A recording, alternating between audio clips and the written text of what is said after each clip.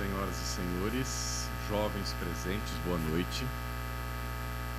Estamos felizes por estar aqui com vocês nesta noite, na abertura deste encontro, e observamos que o Evangelho de Jesus, ele nos traz alguns desafios que nos são apresentados em alguns momentos no seu diálogo com os discípulos, muito especialmente com os discípulos, quando ele então os convidava para o esforço necessário para o cumprimento da tarefa da propagação da Boa Nova.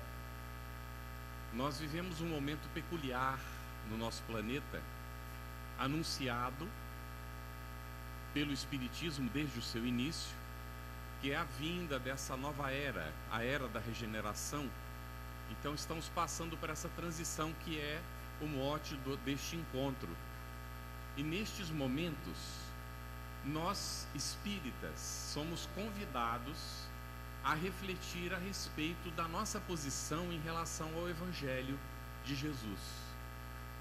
Qual é a posição que nós queremos assumir diante do nosso Mestre? Nós queremos segui-lo como seus discípulos? E se é essa a proposta que nós queremos encampar, então aqueles convites, as advertências, as orientações que ele fez naquela época para os discípulos, elas se repercutem através do tempo e chegam até nós e nos incitam então a assumir esse desafio, que não é fácil, não é simples, porque neste momento em que a gente vai examinar o tema da noite, que é Brilhe a Vossa Luz, olhando para a minha insignificância, eu, diante do Mestre, lhe pergunto: mas Senhor, qual luz? E nós nos sentimos desse desafio de ele ter se dirigido aos discípulos, que eram pessoas como nós, que reencarnaram com uma tarefa, como nós também reencarnamos com compromisso, junto às nossas famílias, aos nossos companheiros de trabalho, aos nossos vizinhos, aquelas pessoas com quem nós convivemos no dia a dia, e estamos convidados a fazer brilhar a nossa luz. E temos que nos perguntar: onde é que está essa luz? Qual é o significado dela? O que é efetivamente essa luz?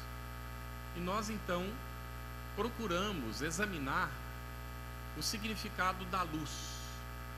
De onde vem a luz do mundo? O que é que permite a vida na Terra?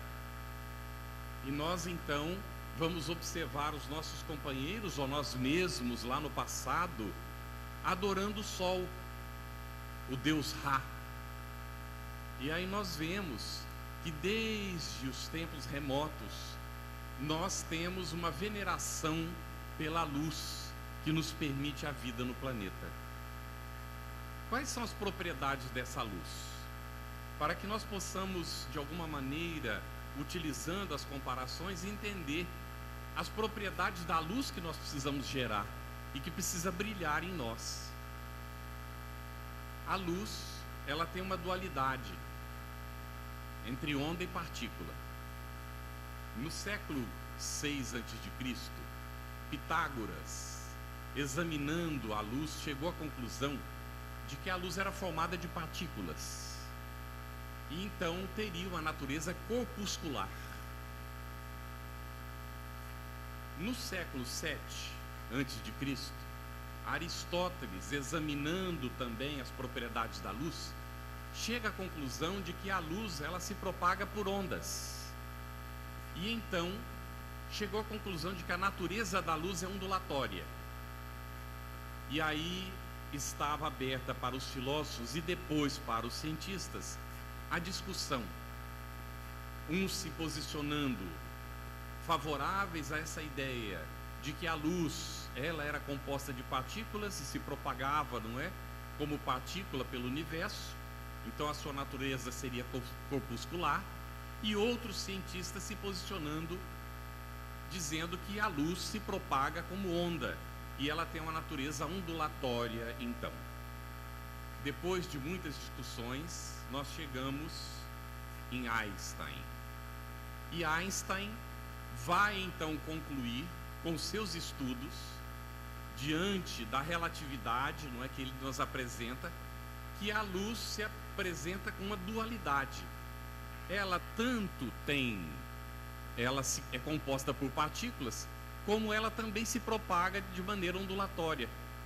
Então, ela é uma onda e é formada de partículas. Bem, a luz tem a propriedade, então, de uma radiação eletromagnética. E, além disso, ela se propaga tanto pela matéria como pelo vácuo. E chega, então, até nós. A luz, ela pode ser refletida ou refratada, a depender dos obstáculos que ela encontra. Ainda também encontramos nos estudos da ciência que a luz está sujeita à gravidade, porque ela pode se propagar em uma linha reta, mas ela sofre a influência também da atração dos astros e pode formar também círculos. Bem, sofrer e se distorcer ao invés de propagar numa linha simplesmente reta. Então ela sofre a influência do meio no qual ela está se propagando. Mas a luz tem também essa propriedade característica de iluminar. E se diz que onde se apresenta a luz, já não há mais espaço para as trevas. Bem, então ela resplandece nas trevas, conforme João registra no capítulo 1, versículo 5 do seu evangelho. Permite, então, identificar o caminho. Vamos lá. Qual é o significado do que Jesus colocou para nós? E nós vamos procurar entender nas propriedades da luz o que é que Jesus esperava quando ele disse para nós: brilha a vossa luz. Então, quando a luz se apresenta, ela se resplandece nas trevas.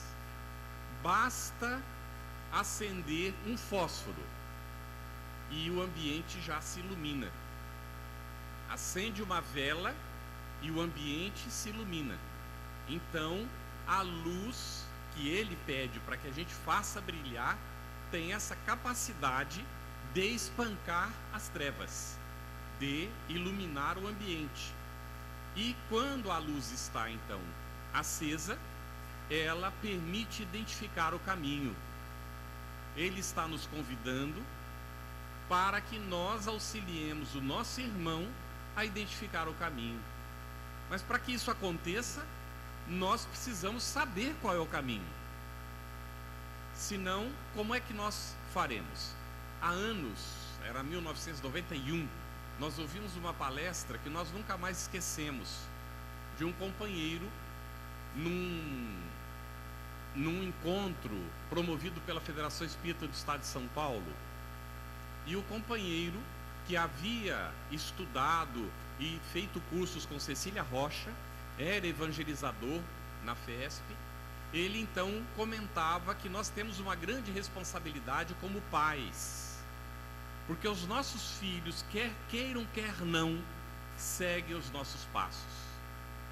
Mas para que eles encontrem passos seguros para seguir, é necessário que nós, como pais, seja a mãe, seja o pai, deixemos pegadas bem definidas por onde nós passamos.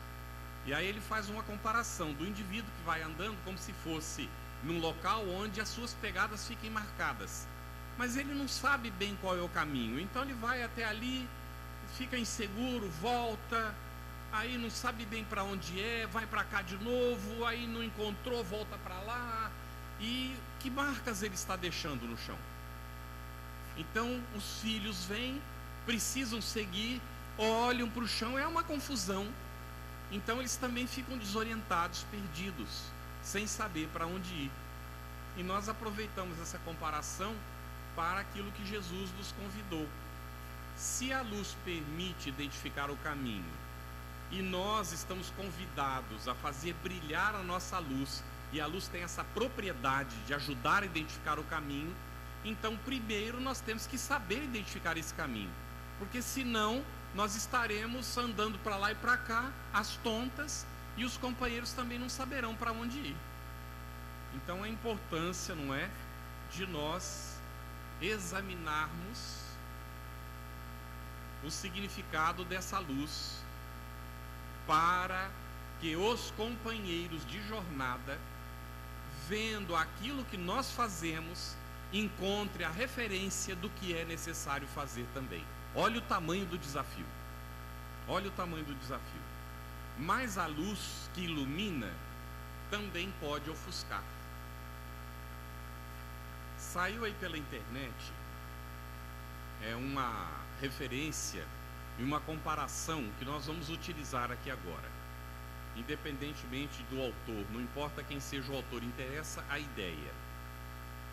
E a ideia é: imaginemos um ambiente que está todo iluminado por lâmpadas de 40 graus, 40 watts. Então, o ambiente está iluminado com 40 watts, nós estamos acostumados a esse ambiente. Eu não sei se vocês já tiveram a oportunidade de viver num local onde tem limitações. Nós viajamos muito, a minha mulher é diplomata e cada momento nós estamos num lugar diferente. E já vivemos em locais onde é estabelecido que as casas só podem comprar lâmpadas até 60 watts. Não é vendido mais do que isso. Então a gente se adapta àquele tipo de iluminação, mas sente algumas dificuldades às vezes quando você já utilizou lâmpadas de maior potência, como de 100 watts, por exemplo.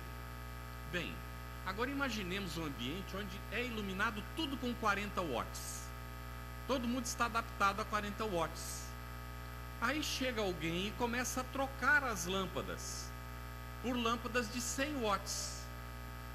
E a gente então está acostumado com 40 watts, entra no ambiente de 100, iluminado com 100 watts. O que acontece?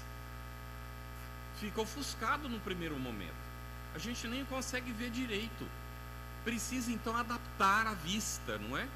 Que vai naturalmente se acostumar. E aí acontece um fenômeno interessante. A gente começa a ver o que antes não via, porque a lâmpada de 40 watts não permitia ver todos os detalhes. Então a gente olha para o ambiente e vê que ali no canto tem sujeira acumulada. E a gente sente necessidade de limpar aquela sujeira. Aquilo nos incomoda. A gente olha para o outro lado e vê que o móvel também não está tão limpo como a gente imaginava. E a gente sente necessidade de se envolver naquilo e limpar. Então a comparação neste momento de transição em relação à luz é mais ou menos essa. Porque a luz espiritual que a gente tinha capacidade de perceber era uma luz que nos permitia ver até certo ponto. Mas agora a nossa consciência está despertando. E nós estamos começando a ver mais do que a gente via. E como sociedade, começamos a exigir mudanças que antes nós não exigíamos, porque o que acontecia não nos incomodava tanto. É por isso que nós estamos vendo, nesses tempos chamados de transparência, não é, como nos incomoda o que fazem com o patrimônio público, o que antes não tocava tanto. Então a população começa a exigir dos administradores que sejam mais honestos, mais transparentes, mais coerentes, porque está chegando o momento em que a sociedade já começa a ver, utilizando, na imagem que a gente está aqui fazendo a comparação, lâmpadas de 100 watts, quando antes usava lâmpadas de 40 watts. O que significa isso? Na expressão de Joana de Ângeles, nós estamos saindo do período da consciência adormecida, em que a gente simplesmente se dedicava à sobrevivência no campo da matéria, ao dia a dia, à manutenção do corpo, à manutenção da família, nas questões da sobrevivência do campo material, a preparação do indivíduo para ter uma boa posição dentro da sociedade. Tudo isso está ligado ao período da consciência ainda adormecida.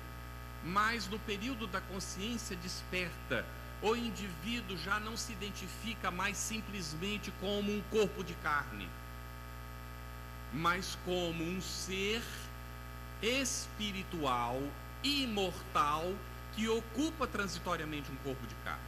Ah, mas isso aí já é falado pela religião desde muito tempo, isso não é novidade. Mas nós ainda trazemos o ranço daquilo que nós aprendemos, que é atávico em nós. E acontece mesmo no meio espírita, quando num trabalho mediúnico, por exemplo, o dialogador, que é chamado doutrinador, está conversando com o espírito e o trata como se fosse um fantasminha, porque está tão acostumado a pensar que quando morre o indivíduo vira um fantasminha, não é, que acaba dialogando como se fosse com um fantasma, não um indivíduo que tem um corpo, que o Espiritismo nos explica isso, que Paulo de Tarso já nos falava, não é, numa das suas epístolas, que a gente tem um corpo espiritual que o Espiritismo chama de perispírito e que dá uma conformação para o indivíduo. Então o indivíduo, quando morre o corpo, o indivíduo segue vivo, ele segue existente, concreto. Isso, um padre, na época de Kardec, examinando o Espiritismo, querendo combater, ele chegou à conclusão de que o Espiritismo era materialista, porque dizia que tinha matéria no mundo espiritual. Mas o fato é que existe matéria no mundo espiritual, não matéria grosseira como a que nós conhecemos, mas uma matéria quintessenciada, ou seja, purificada. E então nós temos certas dificuldades de superar os nossos atavismos, aquilo que nós acostumamos a acreditar ao longo do tempo, e precisamos fazer um esforço para essa superação, para que a nossa consciência se situe nesse período dessa nova era, que é o período da consciência desperta, em que nós estamos no mundo como Jesus nos convidou, sem ser do mundo, em que Ele, antes de colocar esse convite, brilhe a vossa luz, Ele vai nos chamar em Mateus, mesmo no capítulo 5, ali nos versículos provavelmente 12, 13, Ele vai dizer: sois o sal da terra. E Ele nos estava preparando, não é, para o desafio maior depois, porque o sal da terra é um pouco mais fácil de entender, não é? O sal salga, dá sabor, o sal, ele conserva as coisas, não é? Então a gente entende assim mais facilmente. O sal está mais assim ligado àquilo que a gente vive no nosso dia a dia. Mas aí vem logo depois com o convite: brilhe a vossa luz. A gente fica assustado, não é? Mas Ele estava falando com os discípulos, como hoje o Espiritismo está falando conosco, no momento em que nós espíritas estamos convidados a viver essa realidade da consciência desperta. Vamos ver se a gente consegue situar isso. Nós não podemos mais vir ao centro espírita ou à reunião espírita como a gente ia para as reuniões da nossa igreja no passado, porque o centro espírita não é o substituto da igreja. Porque se nós entendermos assim, nós estaremos perdendo novamente a oportunidade de cooperar para que essa transição se efetive e a Terra entre efetivamente no período da regeneração. E é uma oportunidade maravilhosa. Não sei se as nossas irmãs e irmãos que estão nos acompanhando agora tiveram a oportunidade de considerar que no Evangelho segundo o Espiritismo trata dos trabalhadores da última hora. E logo em seguida vai falar dos espíritas. E nós somos situados ali como os trabalhadores da última hora. Porque quando o Espiritismo surge, Allan Kardec, entendendo a proposta dos espíritos, situa então a Terra como um planeta de expiação e provas em transição para a regeneração. Naquele momento, nós vamos então compreender que nós estamos convidados, como trabalhadores da última hora, a cooperar para que a Terra saia da expiação e provas e adentre para a regeneração. Mas aí vem Bezerra de Menezes, 2010, no Congresso do Centenário do Chico Xavier, e afirma que os espíritos espíritas reunidos naquela ocasião chegam à conclusão de que a Terra adentra o período da regeneração. Alguns companheiros espíritas ficaram assustados. Amigos nossos, alguns comentaram: nossa, mas não é possível, não mudou nada. E a pergunta, o nosso companheiro inicialmente fez um comentário muito interessante do processo da nossa evolução. Como é que não mudou nada? Mudou muita coisa. Se nós vamos retornar ao período inicial da nossa evolução no planeta, nosso corpo era coberto de pelos. Nós não sabíamos nem falar.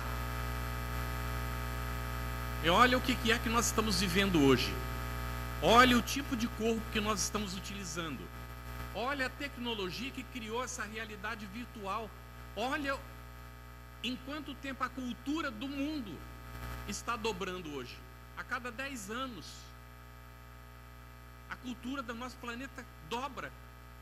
E vai ser cada vez mais rápido. Imaginemos, na época de Kardec, a média de vida era 50 anos. Hoje é 79, e no ano que vem vai ser 80, a expectativa média de vida no planeta. Como que não mudou? Eu nasci com o olho fechado. O meu irmão Geraldo, 6 anos depois, nasceu com o olho aberto. E as crianças nascem todas com o olho aberto. Piaget, que foi um dos primeiros estudiosos das etapas da infância e que nos ajuda muito na evangelização, ele estabeleceu os períodos de desenvolvimento coerentes com o que comenta Leon Denis. A cada 7 anos aproximadamente, o processo reencarnatório dá um passo. O indivíduo toma mais domínio da sua organização física e vai perdendo contato com a realidade espiritual, vai se adentrando mais na matéria. Então, cumpre diversas etapas. Piaget diz que a primeira etapa, que vai ser dos 7 para os 8 anos, vai entrar, então, ao passar por essa etapa, entrar no período das operações concretas, que aí o indivíduo tem condições de entender matemática. Nós temos meninos hoje de 4, 5 anos com condição de entender matemática. Ou seja, já seria necessário repetir o estudo de Piaget, porque, e é coerente com aquilo que Allan Kardec coloca com os espíritos superiores no capítulo 3, já citado aqui hoje, que nos planetas superiores a infância é mais curta. O período de infância do nosso planeta hoje já é mais curto do que era antes. E vai ser cada vez mais curto na medida em que a velocidade da nossa evolução aumenta. Mas para isso nós precisamos nos situar, efetivamente compreender isso. A luz, quando ela é apresentada de uma maneira repentina, ofusca. E Emmanuel vai ter uma imagem muito bonita. Ele diz: a planta precisa de água, mas se nós colocarmos água fervendo na planta, ela morre.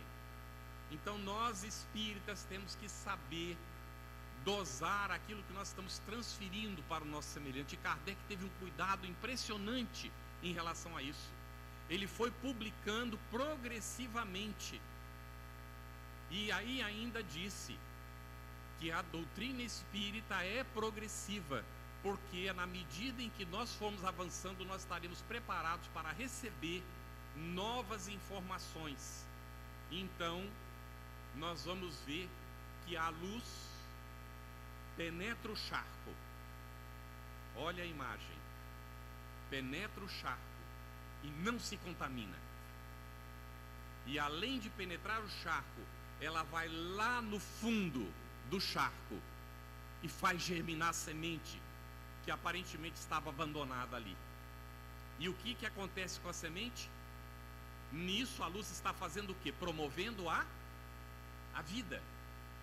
E aí então a semente brota e vai dar o lírio que embeleza o charco. Olha a maravilha. Então nós não podemos querer trabalhar num ambiente completamente saneado, porque não foi esse o ambiente que nós construímos no passado. Nós estamos convidados por Jesus, que é o governador do planeta, a mergulhar no charco e, fazendo brilhar a nossa luz, fazer com que a semente da vida germine em nós mesmos e auxiliar com que isso aconteça no nosso semelhante. Então a luz promove a vida e a luz atrai. Olha como é interessante. A plantinha nasce e ela, se está dentro de uma caixa com um orifício, ela vai se encaminhar para o orifício, porque é dali que a luz está vindo, porque ela vai se projetar para a luz. Olha a imagem do girassol acompanhando, e emite som, hein? E emite som, que já foi gravado, enquanto ele está fazendo a sua busca de acompanhar o sol. Então, é muito interessante como a luz atrai a nós também. É por isso que quando a gente vai estudar a respeito da meditação, a gente, lendo vários autores, alguns deles afirmam o seguinte: uma alma que começa a meditar, com o tempo, ela naturalmente começa a atrair outras almas, de maneira espontânea, natural. As outras almas não sabem por quê, mas são atraídas por aquela alma que está meditando, porque a meditação promove a iluminação do ser. Vamos lá. Então, se a luz do sol atrai a planta, a luz que o indivíduo acende em si mesmo atrai os seus semelhantes, atrai o espírito. Então, é quando Gandhi vai fazer a afirmativa: quando uma alma se ilumina, muitas almas se iluminam com ela. Então a nossa preocupação, e aliás nós não deveríamos ter preocupações, não deve ser de convencer os demais, não deve ser de impor nada a ninguém, mas simplesmente viver conforme o Evangelho nos convida. E na medida em que nós vamos fazendo isso, nós naturalmente vamos provocando a influência no meio onde nós estamos, seja na família, seja entre os vizinhos, seja no nosso ambiente de trabalho, seja onde quer que nós estivermos na convivência com o nosso semelhante. Nem toda a luz é vista. Nossa capacidade de percepção da luz é reduzida. Nós vemos dentro de um espectro. Não significa que não haja luz antes e depois da nossa capacidade de visão. Por isso, nós não devemos nos preocupar com o que pensa o nosso semelhante em relação a nós. Porque também, quanto mais o indivíduo desperta para a realidade espiritual, conforme a sua luz começa a se acender, mais ele atrairá a inveja daqueles que não conseguem brilhar. Vai atrair a perseguição daqueles que não acreditam que são capazes de fazer brilhar a sua luz, que têm medo da luz, que preferem a caverna do que sair para a luz do sol. Então é natural que o indivíduo seja perseguido, apedrejado, faz parte do processo. Então, se nós queremos flores, devemos entender que as flores vêm acompanhadas dos espinhos, e normalmente o que nós percebemos mais são os espinhos, porque a nossa sintonia, em função da condição evolutiva em que nós nos encontramos, nos faz perceber ainda muito as coisas negativas do mundo, e é por isso que muitas vezes nós não conseguimos ver a luz que já está brilhando diante de nós, porque ela está presente, muito mais intensa do que nós imaginamos. Mas para que nós percebamos essa luz, é necessário sintonizar com ela, fazer o esforço de superar a treva interna, de limpar a ganga que nós acumulamos ao longo do tempo na nossa alma, para fazer brilhar o diamante que nós somos, porque Deus nos criou desse jeito, mas nos criou pedras brutas, que precisamos fazer o próprio esforço, e nos atritos da convivência, da luta, efetivamente fazemos brilhar a luz que potencialmente o Pai colocou dentro de nós. Antes de Jesus dizer: sois a luz do mundo, ele disse: sou a luz do mundo. Está em João, no capítulo 8, versículo 12, e também no capítulo 9, versículo 5. Em dois momentos João registra que Jesus disse: sou a luz do mundo. E aí nós nos deparamos com uma dificuldade. Em vários momentos nós vemos essa referência: sou o caminho, a verdade ou a vida, o caminho da verdade e da vida, sou a luz do mundo. E a gente fica pensando: poxa, mas uma pessoa que afirma essas coisas não é um egoísta?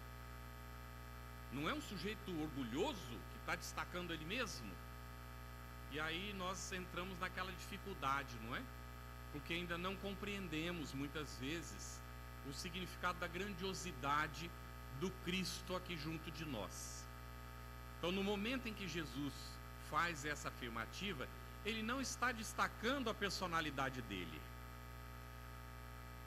Não é a personalidade de Jesus que está falando isso. É a essência divina que brilha já nele, porque quando a terra se fez, ele já era. Ele foi o canal cósmico da formação da terra. É aquele que João, lá no início do Evangelho, vai dizer: no princípio era o Verbo. Então, é efetivamente a luz do mundo. É esse Cristo que efetivamente é a luz do mundo. É a essência divina que está em cada criatura.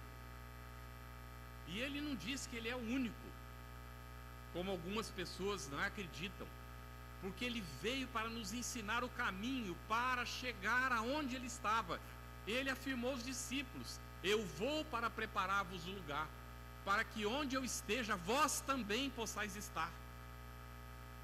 Então ele não veio como privilegiado, não é privilegiado. Ele fez a sua evolução no esforço que ele nos convida a fazer também. Então é o momento de colocar: todos nós somos capazes.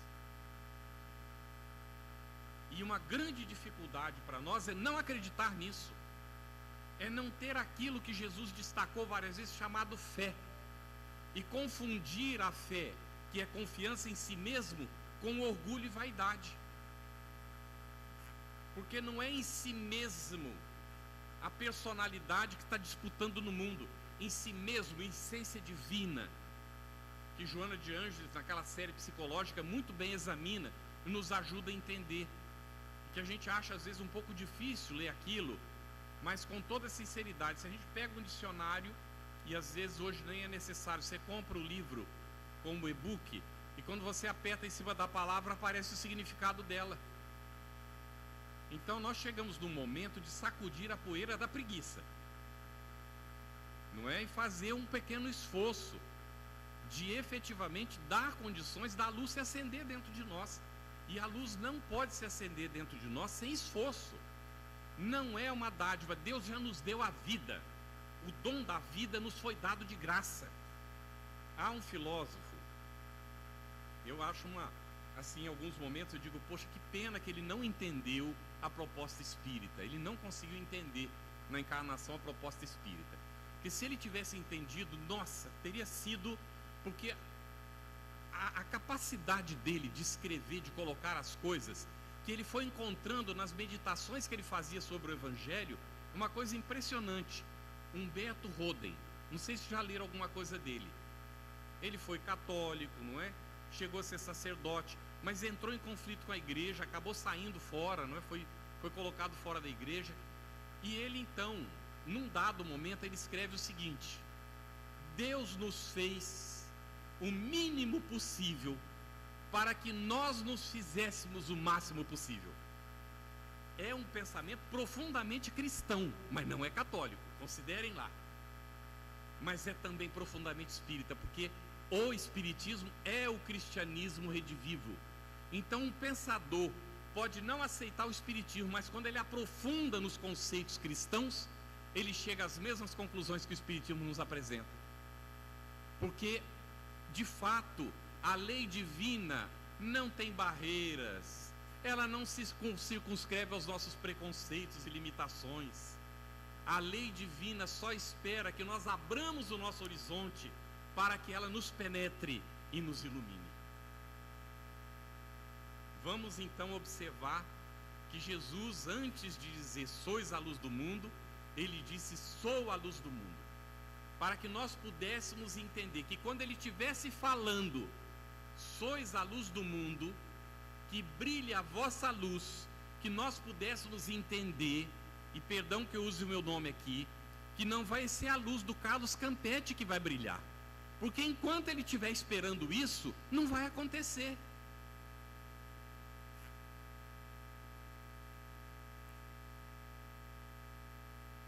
Porque ninguém, como personalidade, pode brilhar. O que brilha em nós é a essência divina, o que nós somos de fato. Mas quando nós queremos que o que brilhe no mundo é a personalidade, então nós entramos naquela contradição, e que Jesus vai dizer assim: olha lá, aquele que quiser salvar a vida, perdê-la-á, mas aquele que renunciar à vida por amor de mim, esse a ganhará. Olha o significado profundamente relacionado com a reencarnação. O indivíduo que nasce no mundo e cuida o tempo inteiro da vida material, se dedica só à vida material, não se preocupa com as questões espirituais. Quando ele chega no momento da morte, que é considerado nessa situação morte, o corpo vai morrer, ele vai fazer um balanço geral e olha, e o que é que ele está levando? Porque as coisas do mundo ele não vai levar. Então chega lá com as mãos simbolicamente vazias. E o que ele tem que fazer? Chegar à conclusão de que perdeu a vida. E vai precisar retomar a vida, reencarnar para fazer o que não fez. Mas o indivíduo que nasce tem consciência dessa proposta da boa nova, do Evangelho de Jesus. Trabalha estando no mundo, sem ser do mundo, para a autoiluminação, autoconhecimento, e consideramos aí autoconhecimento não como finalidade. O autoconhecimento é um meio, é um instrumento, é um caminho para chegar aonde o indivíduo tem que chegar, porque o autoconhecimento não é suficiente, é o autoconhecimento que vai dar condição para que o indivíduo se realize, mas não é a realização em si. Muito cuidado com isso. Então, o indivíduo, não é, dentro dessa proposta, ele vai reencarnar ou nascer no mundo e vai trabalhar em função das expectativas do espírito, trabalhando em função da realidade espiritual, acumulando os tesouros no céu, como Jesus convida. E quando ele desencarna, e aí é o processo da desencarnação, o corpo morre, o indivíduo está vivinho do outro lado, consciente, faz uma autoanálise e viu que cumpriu tudo que tinha programado para aquela existência. Ele precisa repetir? Ele não precisa repetir, ele fez. Então esse indivíduo ganhou a vida. E com isso está no processo da autoiluminação. Então, é o grande desafio que está em Mateus, no capítulo 5, versículos 14 e 16. É um pequeno trechinho em que Jesus vai dizer aos discípulos: vós sois a luz do mundo. Ele não disse para todo mundo, viu, gente? Ele disse para os discípulos: vós sois a luz do mundo. Não se pode esconder uma cidade edificada sobre um monte. Ou seja, uma vez que a luz começou a brilhar, não é? Está lá no monte, a cidade, todo mundo vai ver ela de longe, tá bem? Nem se acende uma candeia para colocá-la debaixo do alqueire, mas do velador. Então vamos lá, o que era o alqueire? O alqueire era uma vasilha para medir grãos, tá bem? Então ninguém ia acender a vela e pegar um alqueire, ou seja, a medida de medir grãos, e colocar em cima da vela, mas colocá-la num velador. O velador é um recipiente de vidro que protege a lâmpada para ela, né, a vela, para ela não se apagar. E então a vela ilumina. Então olha lá, uma vez que nós nos comprometemos com o Evangelho, a luz começou a se acender, não é para colocar embaixo do alqueire, ou seja, não é para usar o medidor de grãos, ou seja, não é para ficar cuidando das coisas da matéria, que a luz está se acendendo. É para utilizar as questões materiais para efetivamente trabalhar em função da realidade espiritual. É o nosso grande desafio. Então, ele vai seguir. Uma vez colocada no velador, a luz alumia todos os que se encontram na casa. Olha o símbolo. Todos os que se encontram na casa. Aqui é a simbologia daqueles que estão sintonizados com o mesmo propósito, buscando o mesmo caminho. Não é os que estão dentro de quatro paredes, não significa isso. Porque as pessoas podem estar juntas e não estar sintonizadas com o mesmo ideal. Então é aquela questão, um vê a luz e o outro não. É aquela questão também de que céu e inferno são estados de alma. Não são propriamente lugares circunscritos, mas estado de alma. É com aquilo que nós sintonizamos, é ali que nós estamos. Não importa a distância que exista, estamos sintonizados com aquilo. Então, a luz está alumiando, ela vai indicar o caminho para todos aqueles que estão buscando efetivamente o caminho. Aqueles que ainda não despertaram para buscar o caminho nem veem a luz, não percebem que ela existe. E quando vem a luz, ou fogem dela, ou atiram pedras na luz. Bem, assim brilhe também a vossa luz diante dos homens, para que vejam as vossas boas obras.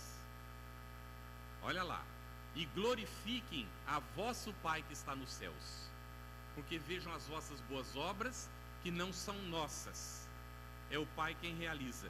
Está colocado lá, não é que os discípulos curavam e era Deus que operava por suas mãos, não eram eles que realizavam.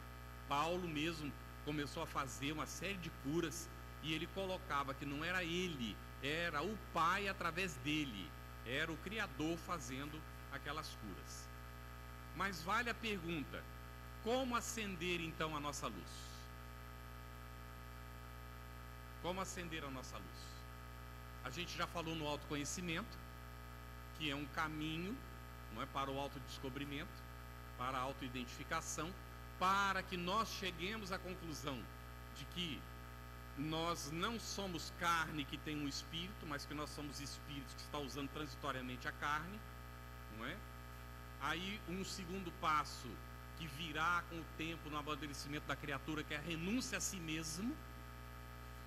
A renúncia a si mesmo significa renunciar à personalidade transitória, para que prepondere a essência divina em nós.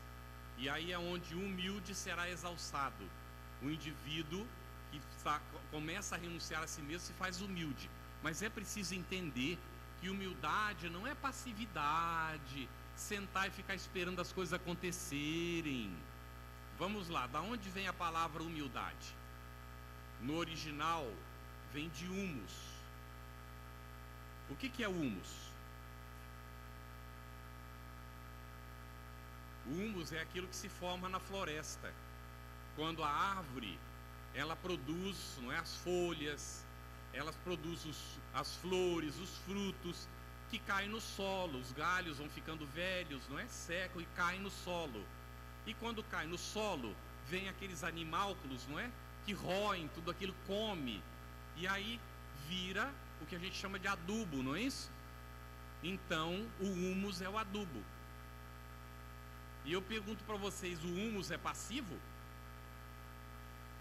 Ele está lá jogado no chão, aparentemente está passivo, você pode pisar em cima, parece que não está acontecendo nada, mas é ele que permite a semente que germine, que a árvore se faça robusta, que produza frutos, que seja frondosa. Então a humildade é isso, vem do humus, produz vida, produz viçosidade, frutos que sejam suculentos. Isso é que a humildade faz. Então o indivíduo que é humilde, efetivamente, Não é aquele indivíduo que fica apagadinho, na oportunidade serve, mas não está preocupado que alguém veja que está servindo. Serve pela simples satisfação de servir. Então, é a entrega ao trabalho em favor do semelhante. Nós vamos usar aqui algumas ilustrações para nós entendermos da possibilidade de acender a luz, tá bem? O que eu vou contar eu ouvi de um amigo. Eu não tenho por que duvidar dele, é um companheiro muito querido, que nós conhecemos em encarnações passadas e que nesta encarnação nós nos reconciliamos. Ele se chama Alípio Gonçalves.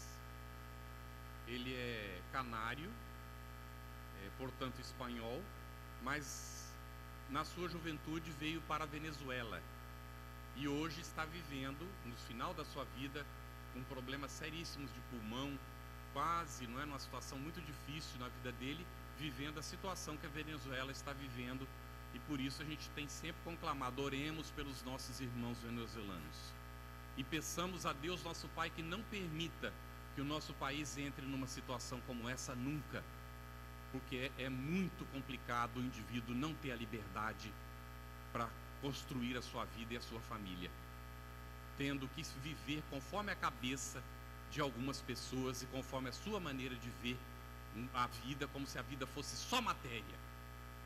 Então, o nosso irmão está vivendo ali nessa situação, mas olha o que ele já fez na vida dele. Trabalhou e formou uma fortuna. Já maduro, ele conheceu o Espiritismo, veio para o Brasil, e uma vez ele estava no ID de Araras, e alguém disse que era preciso traduzir as obras do Chico para o espanhol. E aí alguém disse assim: mas quem vai fazer isso, não é? E um companheiro falou: olha, o Alípio está ali, olha, o Alípio pode fazer isso. Aí ele ouviu o nome dele e veio para a rodinha, não é? E aí ele disse que nunca na vida dele tinha passado pela cabeça dele traduzir nada, ele não sabia nem como fazer aquilo. Tanto é que as primeiras obras ele retraduziu depois, porque saíram muito literais, ele foi aprendendo com o tempo. E então ele traduziu 26 obras do Chico, pediu permissão à FEB, e os direitos da maior parte dessas obras estão com a FEB cedeu os direitos, e ele fez a tradução, mas não se limitou a isso. Fez a impressão em parceria com o ID, com uma instituição que ele criou chamada Mensagem Fraternal, e distribuiu essas obras gratuitamente pelo mundo. Eu tive a oportunidade de visitá-lo 3 vezes na Venezuela, na casa dele. Nos encontramos muitas outras vezes. E eu digo para vocês que efetivamente esse nosso irmão se iluminou nesta tarefa. Se iluminou. Tá bem? Ele vinha para o Brasil, para Araras, e sem falar nada para o Chico, ele saía de Araras de carro e ia visitar o Chico. Diz que ele nunca encontrou a porta fechada. Um dia ele tinha ouvido uma palestra e a pessoa tinha contado, feito uma parábola comparando a evolução da criatura com uma laranjeira. E aí ele veio meditando no caminho, não é?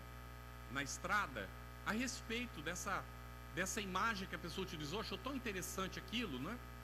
E aí quando ele chegou, entrou na casa do Chico, o Chico cumprimentou e disse: ô Alípio, muito interessante essa comparação, não é, da evolução da criatura humana com a laranjeira.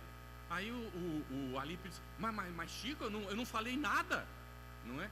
Ele disse: ô Alípio, fica tranquilo, eu estou acompanhando você desde que você passou aquela ponte no quilômetro tal lá da rodovia.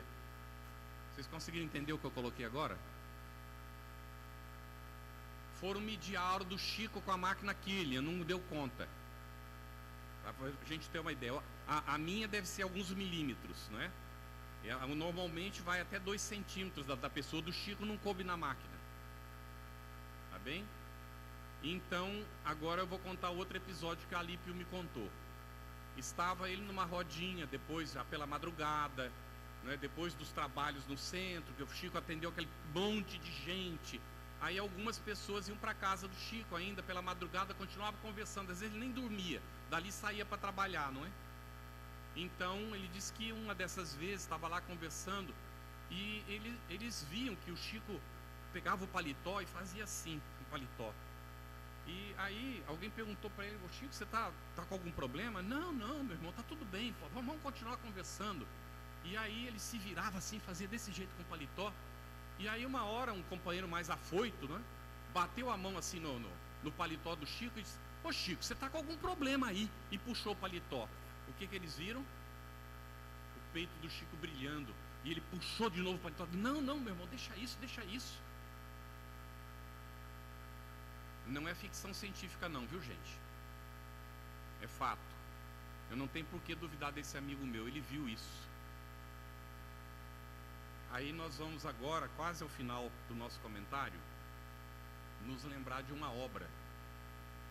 Memorizem isso, foi o primeiro livro espírita, escrito por um espírito espírita, destinado ao público espírita. Memorizaram? Então vamos lá. Quem escreveu o livro foi o irmão Jacó. O irmão Jacó foi Frederico Figner, que era um judeu tcheco que veio para o Brasil, mas antes passou pela América do Norte. Conheceu Thomas Alva Edison e as invenções de Thomas Alva Edison. E quando ele entrou pelo norte do Brasil com um aparelhinho que gravava a voz das pessoas e as pessoas podiam ouvir. E ele cobrava alguns trocados para a pessoa gravar a voz e ouvir. Quando ele chegou no sul do Brasil, ele tinha dinheiro para montar a primeira casa, que ele chamou de Casa Edison, para vender os gramofones do Thomas Alva Edison. E criou o primeiro selo de música brasileira, que foi a Odeon. Naqueles discos de Carnaúba, de 80 rotações, eu tive a oportunidade de conhecer isso, nessa encarnação. Então, ele foi considerado o mais brasileiro de todos os estrangeiros. À meia-idade, ele conheceu o Espiritismo e passou a se dedicar ao trabalho em benefício do semelhante. Aonde ele ouvia que tinha uma necessidade, ele ia. Subia os morros do Rio de Janeiro levando medicamento, remédio, comida para as pessoas. Ele tinha a hora certa de trabalhar na FEB. Pontualmente ele estava lá no horário para fazer o atendimento fraterno às pessoas. Dava passes, visitava enfermos para dar passes.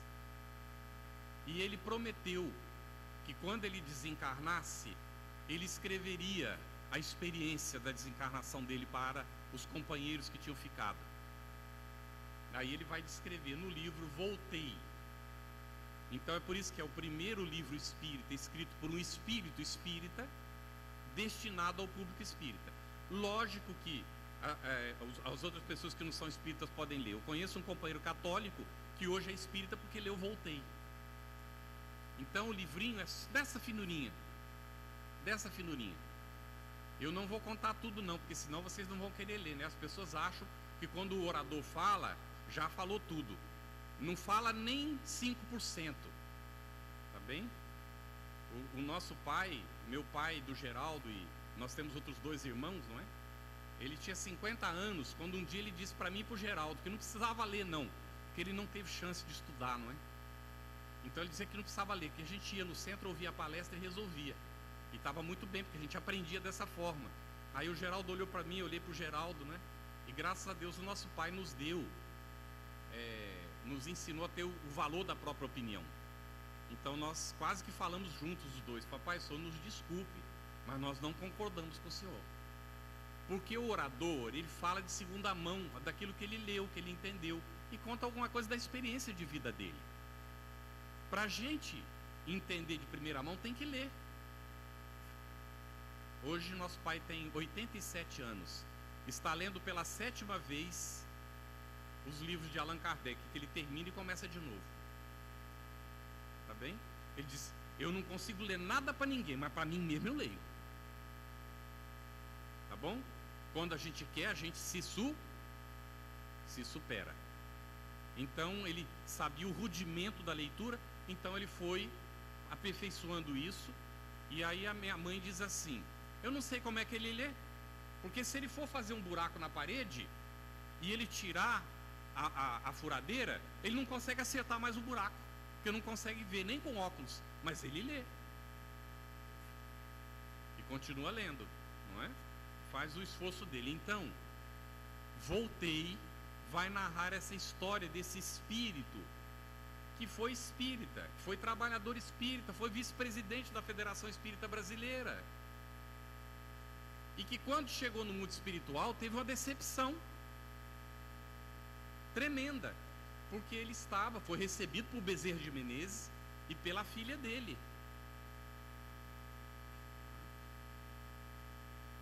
E aí eles estavam na praia aguardando formar a comitiva, que iam juntar vários desencarnados na mesma época para irem com Bezerra para as suas regiões onde iam ficar.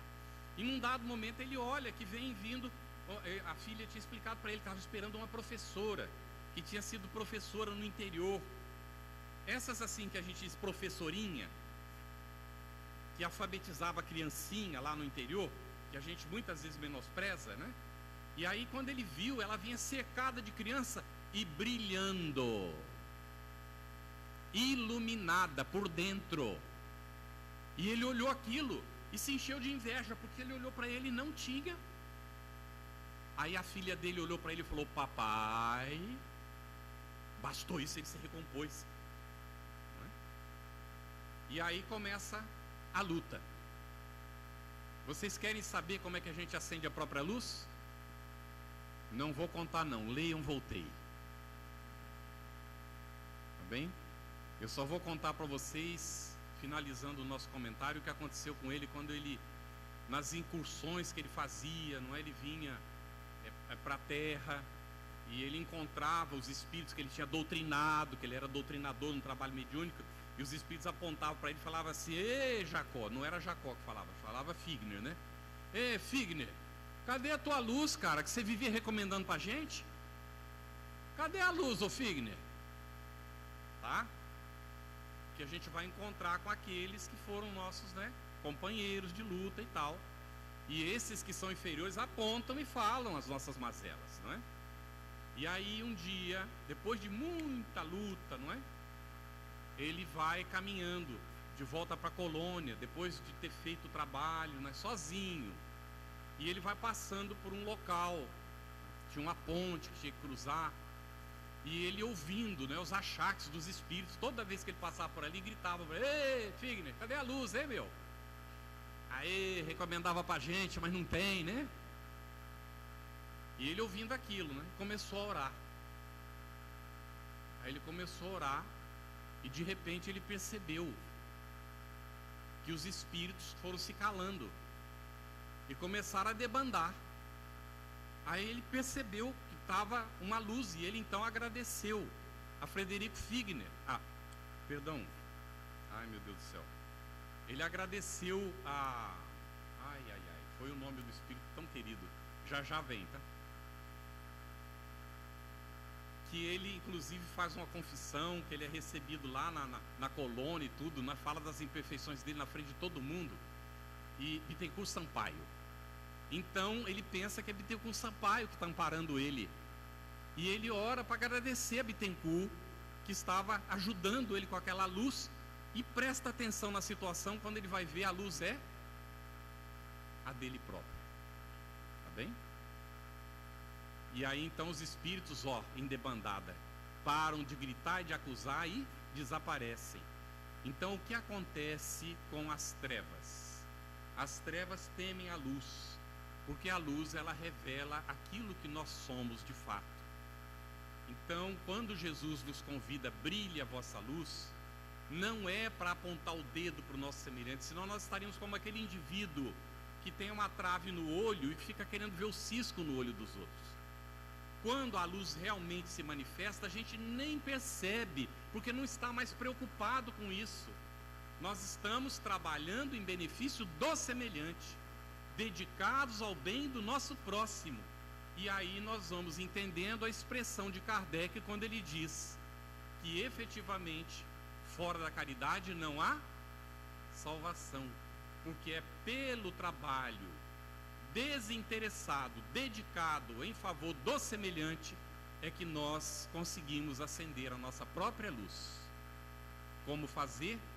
No esforço do nosso dia a dia, enfrentando as nossas próprias mazelas e dificuldades, não exigindo de nós brilhar como se fosse 100 watts, quando a nossa capacidade é de 40, que a gente brilhe com 40, mas que brilhe 40.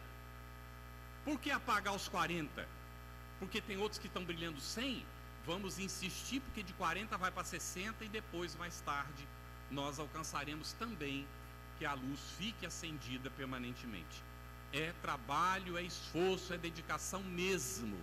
O Jesus não veio aqui para nos enganar e nos prometer um céu beatífico que nos seria dado de graça. Ele veio para nos ensinar o caminho, e para nos ensinar o caminho, ele trilhou o caminho, dizendo a nós: eu sou a luz do mundo, vós sois a luz do mundo, que brilhe a vossa luz. Muita paz e que Jesus nos ampare sempre. Muito obrigado.